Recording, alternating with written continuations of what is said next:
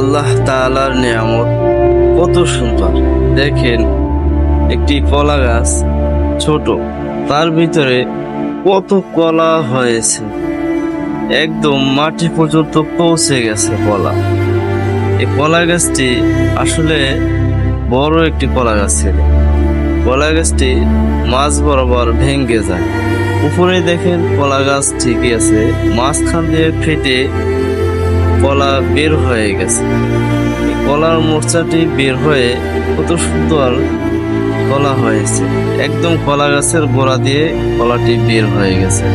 দেখেন, ছোট বাচ্চা ছেলে ও হাত দিয়ে পাচ্ছে, কলাটি একদম নিচে গেছে। কলা গাছের যে মেইন গোড়া থেকেও অনেক নিচে চলে গেছে। কলা গাছটি উপরে এবং নিচের দিকে ঝুলন্ত, রাস্তার পাশে দেখে বোঝা যাচ্ছে না, কলা গাছটি অনেক নিচে পড়ে আছে। আলহামদুলিল্লাহ, আল্লাহ পাকের নিয়ামত এটি।